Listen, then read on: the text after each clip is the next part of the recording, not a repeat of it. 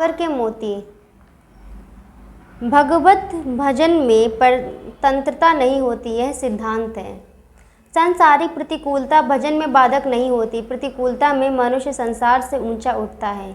भगवान ने भागवत में कहा है कि मैं कृपा करता हूँ तो धन हरण कर लेता हूँ, अर्थात प्रतिकूलता भेजता हूँ। भगवान धन नहीं हटाते, प्रत्युत परमात्मा प्राप्ति की बाधा हटाते हैं। जो भगवत प्राप्ति चाहता है उसकी बाधा हटाते हैं। अपने सुख दुख का कारण दूसरे को मानना ही बाधा है। सुख या दुख को देने वाला कोई नहीं है। सुखस्य दुखस्य ना कोऽपि दाता। मनुष्य वर्तमान के कर्मों से बंधता है, पूर्व के कर्मों से नहीं। पूर्व कर्मों के अनुसार तो परिस्थिति आती है, परिस्थिति दुख नहीं देती, प्रत्युत अनुकूलता की इच्छा दुख देती है। सांसारिक प्रतिकूलता परमार्थिक मार्ग में बाधक नहीं है, प्रत्युत साधक है। वास्तव में ना बाधक है ना साधक, प्रत्युत भजन में सभी स्वतंत्र हैं। परंतु मनुष्य अनुकूलता में ना तो भजन करता है ना पुण्य करता है। अनुकूलता की इच्छा मिटा दो तो प्रतिकूलता का भय मिटा दो, और प्रतिकूलता का भय मिटा दो, इनकी परवाह मत करो। अनुकूलता का भोग करोगे तो प्रतिकूलता आएगी ही।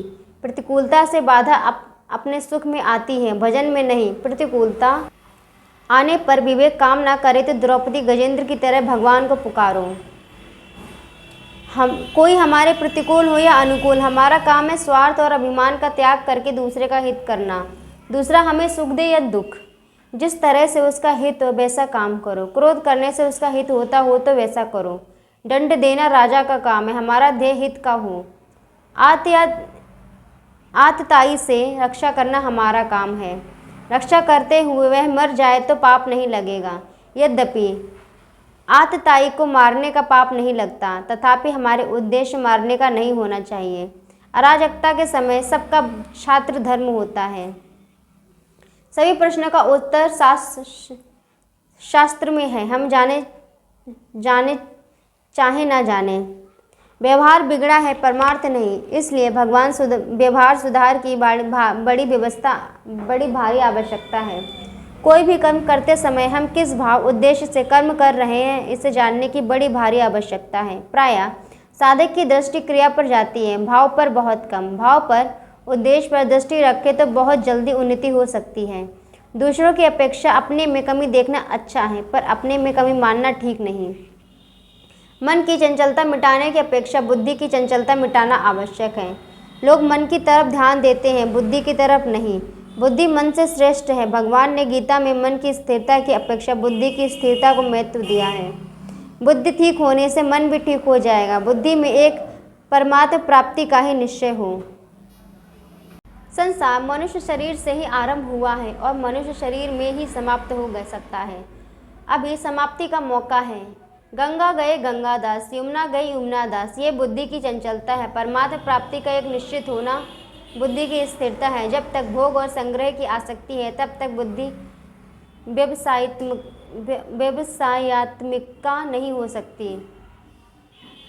सर्वभाव से भगवान का भजन करने का तात्पर्य है कि मैंपन बिल्कुल ना रहे। जैसे कन्या सर्वभाव से पति की हो जाती है, उसका गोत्र भी नहीं रहता, ऐसे ही सर्वभाव से भगवान के हो जाएं, अपना कोई भी भाव अलग ना रहे।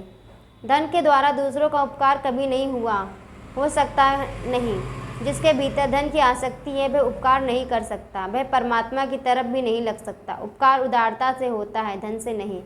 कल्याण उदारता से होता है, रुपयों का महत्व नहीं है, प्रत्युत रुपयों के खर्च त्याग का महत्व है। रुपयों का खर्च उदार ही कर सकता है। महिमा और निंदा परिस्थिति वस्तु आदि की नहीं है, सदुपयोग की महिमा है और दुरुपयोग निंदा है। यह सार बात है। जब तक हृदय में भोर और संग्रह का महत्व बैठा है तब तक परमात्मा की प्राप्ति नहीं हो सकती। जिसके भीतर नाशवान का महत्व हो वह अविनाशी को कैसे प्राप्त करेगा। मूर्ति पूजा वास्तव में भगवान की पूजा है, मूर्ति की पूजा नहीं। बढ़िया मकान बनाना, उसे सजाना पत्थर की पूजा है, शरीर को सजाना हड्डी की पूजा है। कलयुग अच्छाई के चोले में बुराई का प्रचार करता है। अच्छाई के चोले में बुराई बहुत भयंकर होती है, उससे बचना बड़ा कठिन होता है। मनुष्य के दो खास काम है, देखे हुए संसार की सेवा करना, सुने हुए भगवान को याद करना।